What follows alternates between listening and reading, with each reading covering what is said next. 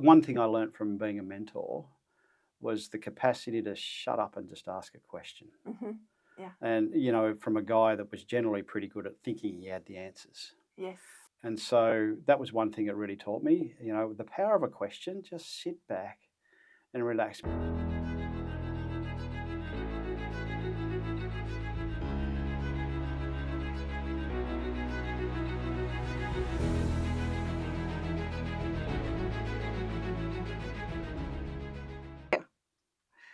I'm Maud Lindley. I'm your host today, and my guest is Brett Himbury. Brett, thank you so much for joining us today. Pleasure. I'm really excited to hear from you. We have known each other since 2014. Mm-hmm. You were at the time the CEO of IFM Investors. Mm. And what really was fascinating about you is your commitment about mentoring. So actually, naturally, you were one of my first thoughts in terms of who to invite on this podcast. Thanks. Despite having one of a very stressful and very important job in your capacity as CEO at IFM Investors, you committed to being a mentor on our program, the Women in Banking and Finance Mentoring Program, 5 years in a row. So from 2014 to 2018, you said, yeah, I'll come back. You attended all the workshops and you gave between 10 to 12 hours of your time to a mentee, a different mentee every year. We were so grateful for that. And so I've got so many questions for you. Good. I want to hear what role mentoring has played in your life. And I want to hear as well how you became addicted to mentoring yourself. Okay. But let's start with your career first. Tell us a little bit about what brought you to a role like being a CEO at IFM Investors. What did you do before that? What was your passion in that role? I was really fortunate in that I initially started, I'm not going to give you the whole life story, but I initially started in superannuation in 1982. Yes. And in 1982, the whole system was like $40 billion. And then it became compulsory, and now it's the second or third biggest retirement savings system in the world. Yeah. So I was fortunate in that I, started off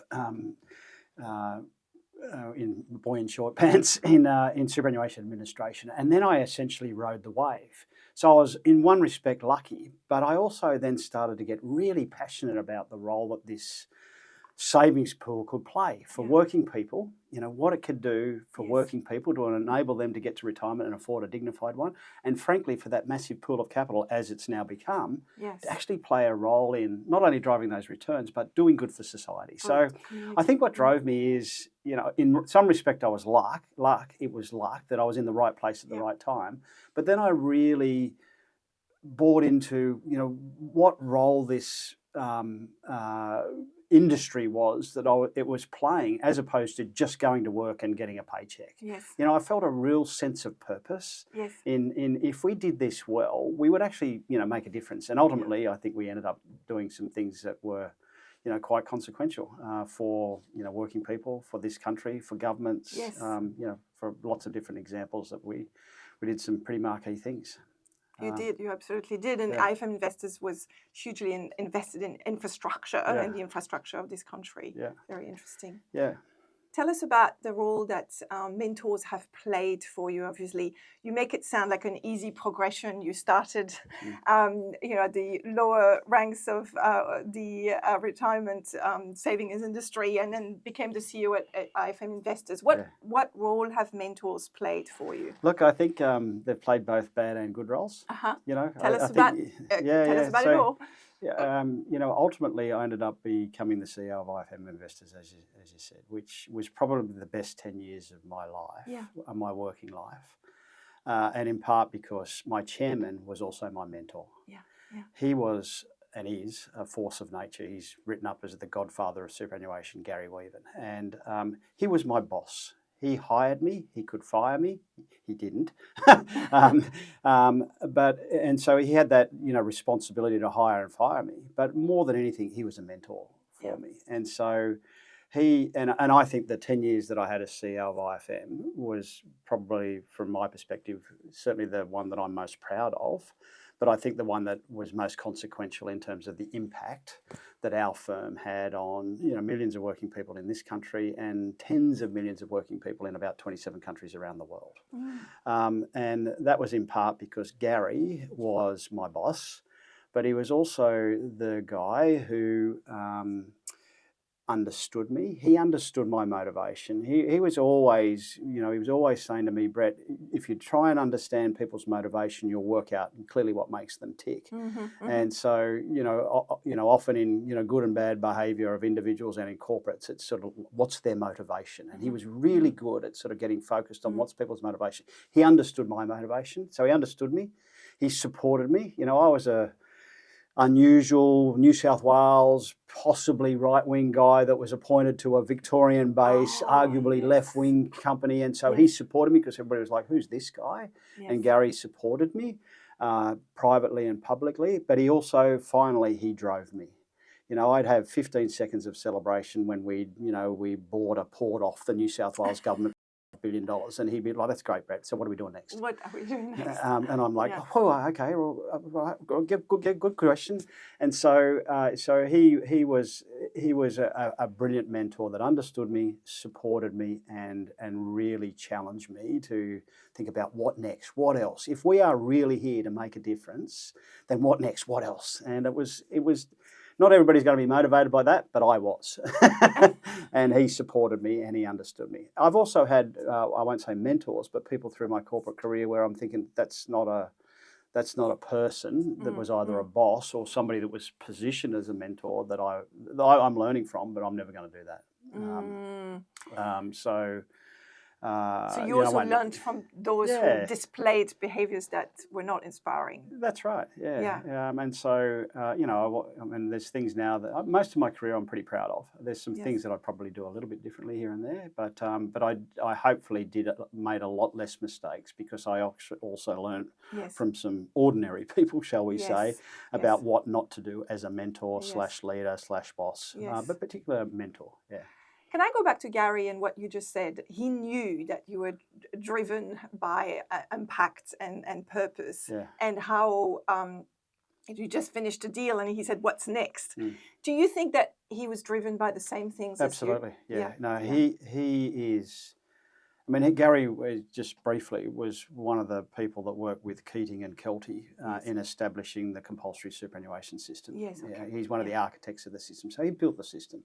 So his driver was, many things, but was genuinely to help people get to retirement and be able to afford it. He also wanted the average working person to get access to the best quality insights, advisors, scale benefits that only the corporate elite were up until then able to get access to. He wanted to bring all of that insight, knowledge, scale, global capacity to people that weren't generally availed of that opportunity. So he certainly wanted to make a difference. And he, I always had that passion, but he brought that passion out in me as I said, he was my chairman, but he was a mentor. I'm now determined to, we'll get to this no doubt, but I'm determined to do for the CEO that I'm working with in my capacity what Gary did for me. Fantastic. So he understood your motivations. He knew the levers to pull. Tell us about moments where perhaps you had to have difficult conversations. Oh yeah, well I can remember one in particular, and I'm not breaching any confidences, and I'm certainly not seeking to at all embarrass Gary. But I was in London with Gary, and we had a particular investment gone poorly. It ultimately turned out to be a damn terrific investment, but it was not a smooth ride. But at the time, it didn't look like it. At the time, it was average, and it had just been written down, and it had made the newspapers. And Gary and I were both under pressure from a whole bunch of people, including the media. I was in London, and I remember sitting down with Gary and saying, "This is what I think should happen, Gary." And it was, I won't say what it was, it's not appropriate or important, but he fundamentally disagreed with me because it was a big call. But it was a big call that I believe had to be made. And so I made it, and I shared it with him, and it did not go well. And we're actually in the United States, and then we're going to London. Our board used to go to the Northern Hemisphere once a year because we had such a big client base and investments and stakeholders outside of Australia. So we used to do that once a year.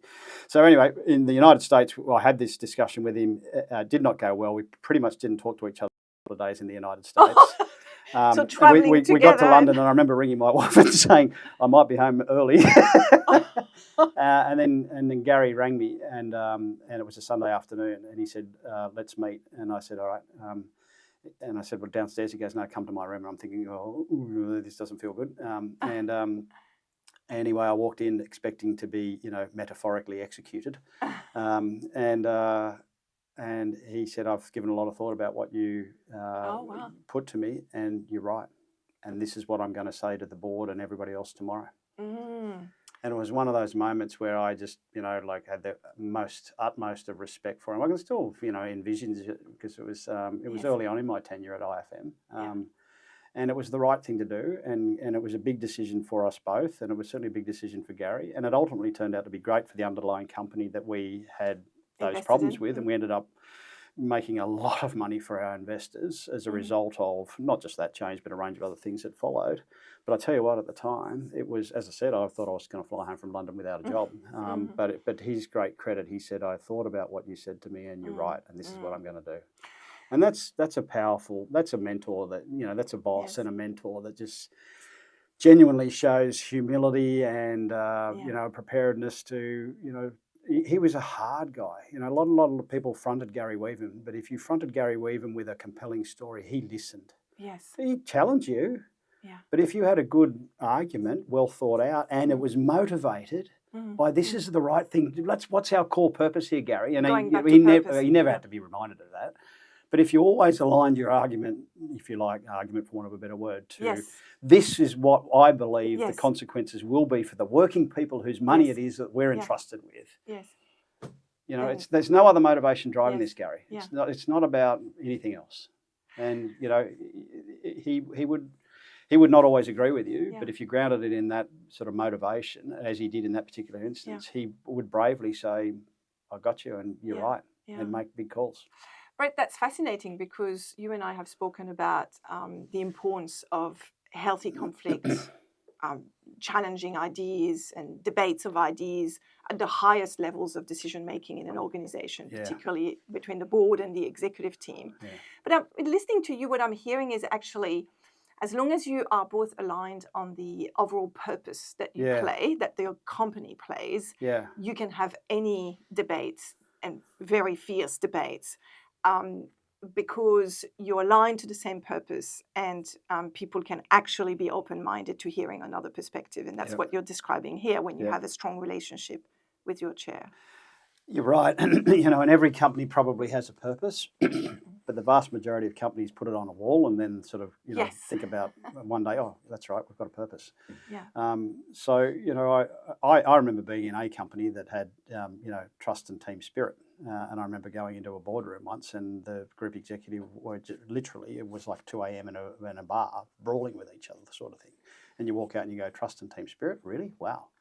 So it's really important that the school I went to, was the only bit of Latin, I think I've probably shared this with you before, Maud, it was gesta non verba, deeds not words.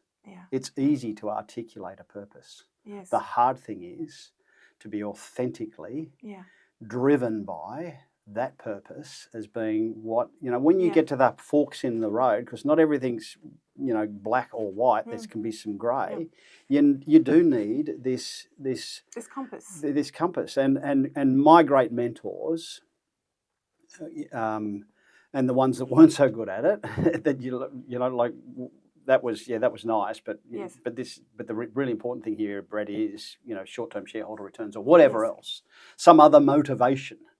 Outside of we are driven by, creating, ensuring that people get to retirement and can afford a dignified one. So the best mentors are the people that courageously embrace that purpose, particularly in the most difficult times, when the decisions where have it's to easier to make short-term decisions that might favour another stakeholder group, more often than not in corporate Australia, shareholders.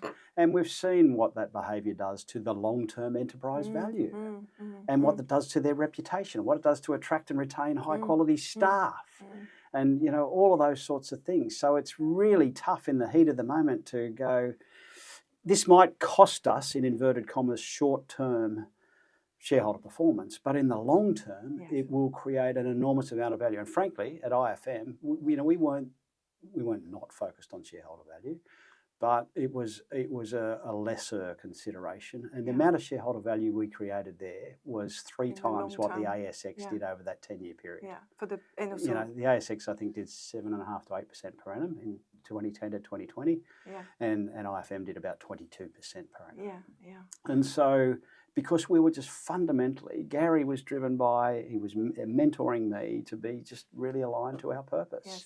Yeah. Did great things for working people and created an enormous amount of shareholder value.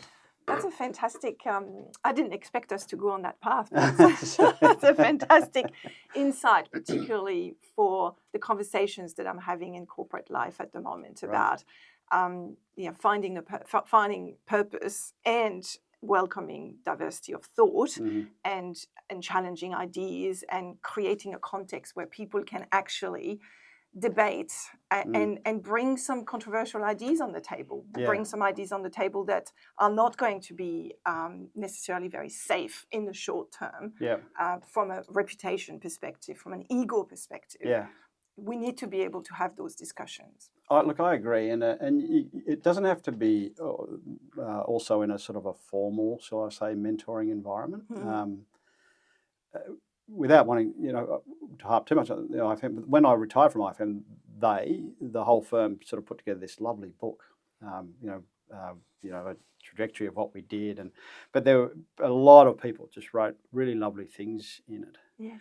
And also, unfortunately, when I retired, it was also when COVID happened, so we didn't have a whole lot of sort of face-to-face farewells. Yes. But a lot of people nonetheless contacted me and said, Brett, you won't remember this, but back in 2012, you actually asked me a question, which was, or you said to me, boom. Oh, and that's the impact. And they said, I've never had that asked of me or put to me before. Yes. And I wasn't formally a mentor with those people, but I was so pleased when I retired to read all these stories, but also hear mentoring moments where people had remembered something that I hadn't remembered, not because I'm arrogant and all that sort of stuff, but lots of stuff goes on. And it was just really nice to hear that you had that impact on somebody and they'd embraced it in their personal life or their professional life, or they went on to do some great things in their role. And Brett, it was a result of, it wasn't the entire thing, but you just actually asked me a question, or you suggested, or whatever else, or you shared with me something. And so those informal mentoring moments, I didn't realise how consequential they could be until I basically pulled up stumps and people said, thanks, good luck, you won't remember this, but this is what you said to me and this is the impact it had on me. How beautiful. Yeah, it was nice. Yeah. That's a great segue actually to the other conversation I wanted us to have, which is about your role as a mentor. You obviously came back to our program 5 times in a row, which we were always, I was pinching myself, Brett is back, wow, that's fantastic, who's going to be the lucky mentee? Tell us what was bringing you back. What did you learn personally out of being a mentor? I think there's like lots of things is the simple answer, but 2 in particular. Yeah. I'm not short of ideas. I'm probably pretty quick to judge people, all that sort of stuff. And I would say that's a strength, but it's also a weakness. But one thing I learned from being a mentor was the capacity to shut up and just ask a question. Yeah. And, from a guy that was generally pretty good at thinking he had the answers. Yes. And so that was one thing it really taught me, the power of a question, just sit back and relax, because your program was women in banking and finance. And so by default, the mentors were women, and women are less likely to, put their ideas forward than men. And so it takes more of a skill to actually not tell them, but rather ask them, because they're less inclined to be forthcoming with their ideas, even though they're more often than not damn good ideas. So that was the first thing in terms of, what I learned. The second thing...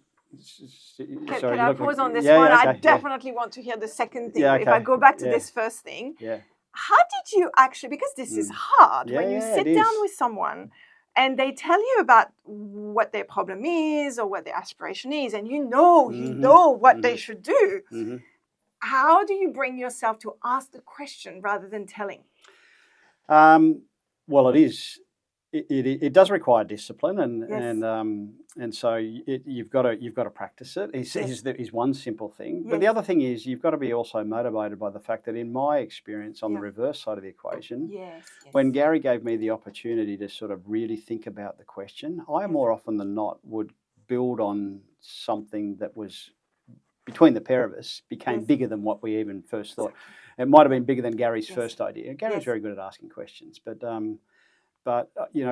so discipline and really practicing is one thing, but secondly, being motivated by the fact that in your experience, where that's happened to you, Yes. the solution has ultimately been a much bigger and better and more impactful solution than Yeah. the one that might have been put to you in Brilliant. the first instance. Brilliant. And so they're the sort of the two simple answers to the how did I do it. But I remember going to some of those, as you said, the sort of dual workshops where a lot of them. And Yes. to be quite frank, there was a lot of other good mentors, but I could also see some times where Yeah. I just sort of sit there and think to myself, why doesn't that mentor just shut up? And Because listen. I can see Yes. that this Yes. mentee has got something here, Yes. Yes. and so also observing what doesn't work so well. Yes. Yeah. Yeah, both in yourself and in others. Yeah. It's not all in others. I wasn't always brilliant at it, but yeah. That's a fantastic insight. Did you bring that asking question discipline into your day-to-day as a manager as well? I tried to. For example, I'd have regular catch-up with my leadership group Yes. on one-on-one basis. Now, depending on, for some people it was every week, for some people it might have been every 2 weeks, but, I was travelling a lot, they were travelling a lot, but we'd always have formal time in the diary where we would catch up. And the catch-up isn't just let's sit down and have a cup of coffee. It would always be with a purpose. Yes. So I'd have 2 or 3 questions that I'd always have. Yes. Right, Great. we're coming together. Yes. We're going to spend half an hour, 45 Yes. minutes, an hour of each other's time here. You're running a big, investment portfolio. I'm Yes. running a big business. You're running a big part of the operations of IFM. Yes. We're not going to waste our time. I've got Yes. 2 or 3 questions, and what have you got for me? What were the questions? Generally, it was always pretty consistent around a theme. How are you going? How are we going? What can we do differently or better? Yes. Yeah. What can we do differently or better? Yeah. Yeah. How are you going? How are we going? What can we do differently or better? I'm got a call after this, Maud, and I catch up with new joiners of one of the firms that I'm now involved in, and that's the question I asked them at the outset. Yes. You've just joined us, you had an expectation. How are you going versus that expectation? Yes. How are we going versus what you thought we were going to be? And in your early observations, what do you think we can do differently or better? Yeah, wonderful. Yeah. So you said first thing you took out of being a mentor was to ask questions and listen. Yeah. What other things did you The take out? The second thing that I was going to touch on was, and remember this, we're now more than 10 years down the track. So yes, it is 10 years since we met the first time. But I caveat it because the big thing I took out was the advocacy for working women in finance that I could bring back to IFM. Now, I hope that workplaces have become more equal in so many ways, not just in physical representation, but in terms of equality of inputs and treatment and all that sort of stuff. But one of the things that I remember, I was working with a mentor, and I think pretty much all of my mentors were, awesome. And did go on to do some pretty good things. Your mentees. Mentees, sorry. Yeah. But there was one in particular early on that I could just sense, this was back in early 2010s sort of thing, 2014 or thereabouts. So it was different then. The world was different. Right. It's only 10 years ago, but it was a bit different. Yes. And so I remember I remember feeling really sort of quite passionate about the extent to which I really didn't understand how challenging it was to be a woman in financial services. Yeah. And I've got a beautiful, independent, strong-willed wife and a highly talented, daughter and son. And so I would like to think I was empathetic to the needs and challenges that women in particular faced. And, frankly, I didn't realise it in 2014 how tough it was. Yes.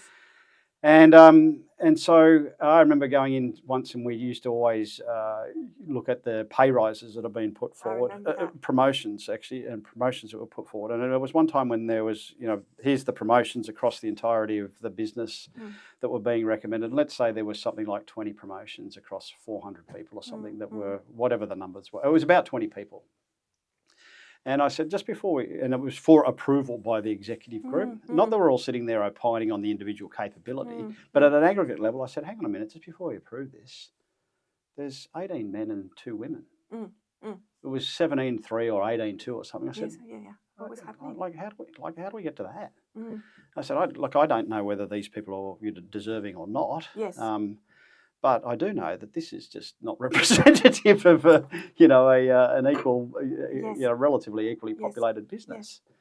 And they said, well, I get the whole, you've got to be this, it's got to be that. And I'm like, no, I don't approve it.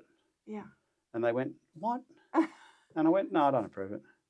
I said, go away and have another think. I said, I bet there's men on there that probably may not deserve it. I reckon there's women that aren't on there that probably do deserve it. Yeah. But I don't know. I'm not going to talk about any of the individuals, but why don't you all go away and think about it? And they all went, oh, that's pretty harsh. Yeah. But it was one of those defining moments. Yes. So the second thing I got was the ability to advocate in an organisation for the challenges that at that time. Now, there'll be different challenges these days. Hopefully things like that might have dissipated to some extent, question mark. But there'll be other ones there. So the second thing I got was, the ability to learn from them and to advocate in the networks that I was in, not just in the corporation I was in, but across the industry. Yeah. And you were, I think that these mentoring relationships definitely had an impact on your awareness of the challenges that women were facing. Yeah. But what I was always very grateful for is that you actually with a lot of humility, actually expressed that renewed awareness or that new awareness in the group of mentors. So you said, this is what I have done. I remember you saying to other mentors and other leaders, I've gone back to my organization and looked at the numbers. Yeah. It wasn't what I was expecting. Yeah, no. Why don't you do the same? Yeah. Unconscious bias exists. As I said, I thought I was balanced because of my values, because of my family. Yes. And, I'd like to think I was a decent human being, but I didn't realise the extent to which unconscious bias actually, was evident in me and evident still in so many parts of society. I love that. Tell me about how mentoring helps. I'm not going to say that mentoring will annihilate unconscious biases because they're largely unconscious, and it would take a lot to take away those unconscious associations we have made in society. But tell me how you have used mentoring to challenge your own biases. Good question. That's a big How one. have I used mentoring to challenge my own biases? Well, it probably comes back to the first point, which is, genuinely being curious and listening. And not asking a question just because, I've got to ask a question here. Yes. But actually having a genuine curiosity. Yes. Like, again, one of the bosses that I used to have many years ago, a fellow by the name of John Tuxworth, was, seek first to understand, Brett, then to be understood. Yes. We've all heard that phrase before, but really, seek first to understand. So, I've encouraged my kids, who an enormous source of pride, to be interesting and interested. And that's about having a story to tell themselves and doing things that are different than others and better and all that sort of stuff. Yeah. But it's also about being interested in others, having a genuine curiosity, even though it may not be your initial, whether it's sport or an activity. Yes. Like, I remember my son going to, he went on exchange when he was 15 to the territories in Hong Kong. And so didn't go to a European school, went and lived in the territories with a Cantonese-speaking family, came back speaking Cantonese, great. But he said, Dad, I just said yes. Yeah. Whenever an opportunity, so I had a curiosity. If people asked me, would you be interested in? You'd go, initially no, but why not? And so that's a microcosm, but it's having a genuine curiosity. So it's about asking a question, but not just for the sake of it, but being genuinely interested in something here that may not have necessarily been your first biased position to want to be interested in. Yes. So it's genuinely being interested and open to being challenged on your ideas. Yeah. So it's truly really listening. And that's really tough, right? Because particularly in senior roles, you get really busy. Yes. And there's lots of demands on your time, and potentially get a bit tired and all that sort of stuff, maybe a bit cranky. Never happened to me. A couple of people might debate that, fair enough. But, so you've got to be in the moment. Yes. right? And that's tough. But, Well, and I think the difficulty is when you are the CEO, when you are the ultimate decision maker, the difficulty, well, for me, I've observed several, is that people start to talk to you less. They are less inclined to be open with you. And so as a CEO, you have to work doubly hard to seek out that challenge. I've observed that because I think as we all go into more and more senior positions, we tend to forget the impact that we have on others, the aura that we have that is actually imposing and difficult for others to overcome. And so I've met senior executives who actually have lost that awareness that people cannot challenge them. Yeah. And what I'm hearing from you is that mentoring helped you consistently challenge your biases and therefore bring this back in your day-to-day as a leader to ask questions and seek to be challenged. I think that's a good observation that I probably didn't realise so much myself, even as you said it. You're right. I mean, I always think that I get dressed the same way in the morning as anybody else. At the same time, you know, as Chief Executive Officer, you have a title that can be intimidating, or whatever the word is, to other people, and you don't realise that. And so mentoring is a good way in which it sort of really does reinforce and ground you in the reality of some of those things that you might otherwise get a bit removed from. Not because you're arrogant or whatever else, but just you get busy and you underestimate the power of the title. The position that you have. Yes. Because to me, I just get dressed the same way as everybody else. And I don't know about you, but I still see myself as 20 years ago. I still feel that I'm the same person as 20 years ago. No, that comes sometimes. No, my friends often point out to me that I'm failing to observe my birth certificate when it comes to my sort of leisure pursuits. Exactly. Oh yes, I can imagine that. Absolutely. And you know, I think the other reason why it's difficult to seek out challenge is when you are the CEO and in a super executive position, you're expected to have all the answers. You're expected to actually make the decisions, to have the ultimate power of decision. And so there is sometimes that conflict within our brains, which is, should I have an opinion and back myself with that opinion, or should I challenge my opinion? Yeah. How did you navigate that? It's interesting because again, sometimes, back to the sort of mentoring example to some extent, sometimes youth would think, oh, yeah, I can see the answer here. Yes, I got it. I got it. And, it'd be good if we could cut this because I've got to get somewhere else. Exactly, that's exactly it. Yes. And I wasn't always great at that because I'm a driven. But I used to say to people, I'm a driven person, but I'm a driver, but I like to be driven. And now, like Gary was a driver, but liked to be driven. But not too many people drove Gary because he could be unintentionally imposing. Yes. Yeah. And so I was conscious of that. I won't say I was brilliant at it, but at the same time, there's a bit of a balance because every now and then, one of the other great mentors that I had he had this great phrase, Brett, every now and then strategy deteriorates into work.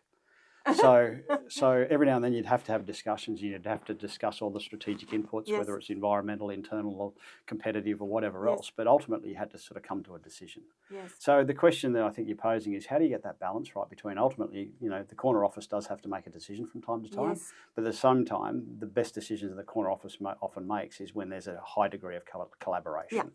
Yeah. That's a difficult skill. But the thing I think have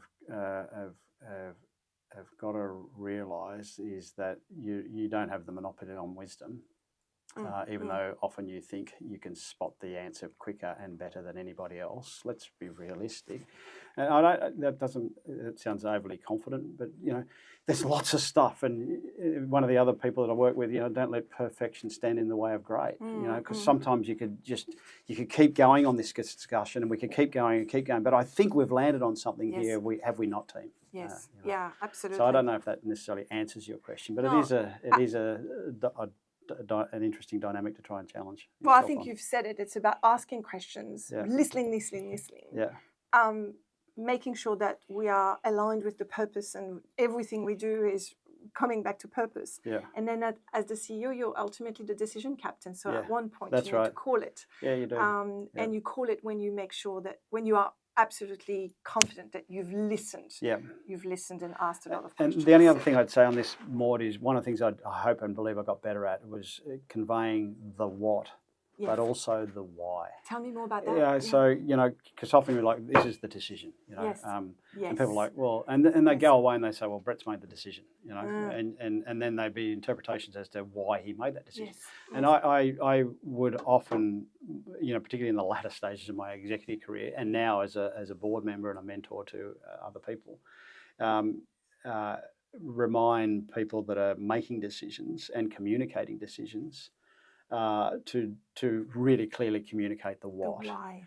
But also then to say why. Yeah. And particularly how this aligns with our strategy and our purpose. Yeah. Because, we've decided that we're going to tighten our distribution method. Where, we're not going to deal with this segment or that segment. And people go, why are they doing that? They just want to make it harder for us to succeed. And we go, no, because we want to deal with people that are aligned with our value set. Yes. Not because we want to make it harder. It's actually, if we deal with people who are aligned with our value set, we'll probably have bigger, broader, better relationships, which will be better for them and better for us. Yeah. But people can misinterpret the why if you just sort of you say, well, this is the what. Yeah, absolutely. And that finishes the loop quite nicely, right? Make sure you ask questions, listen. Make a decision and then reiterate the why constantly. And when busy organisations, the why can often get lost. Absolutely. And or misinterpreted by a whole bunch of people that will draw their own conclusions as to why you made this decision. Absolutely. His bonus is obviously dependent on this or whatever else. I don't know. Always defaulting to something that's there's some other personal motivation, but it's got to come back to the why needs to be properly understood. Well, you're telling us why mentoring makes people great leaders, essentially. Yeah, well, as I said, the best leaders I had were both my bosses, but also my mentors. Yes. And that's I always respected the fact that as my boss, they had the right to hire and fire me. Yes. But the best ones were the ones that were more mentors than bosses. Yes, because they asked questions. Yeah, absolutely. Yeah, and they were supportive, and then they asked other questions like, that's great, Brett. What else now? Yes. What now? Yeah. Well, Brett, I'm imagining that all the mentees that you have supported over the years will be really excited to listen to this podcast. Right. And I'm also really, envious of all the mentees that you will mentor over the next stage of your career. But thank you so much for being with us today. That's been pleasure.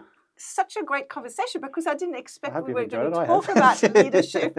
We talked a lot about leadership and how mentoring can actually enhance your leadership capabilities. Mm-hmm. Yeah. Thank you so much, Brett. Pleasure. Thank you, Maud. Come back on the podcast soon. Yeah, I'm happy to. Yeah. Appreciate all you've done too. Thank you.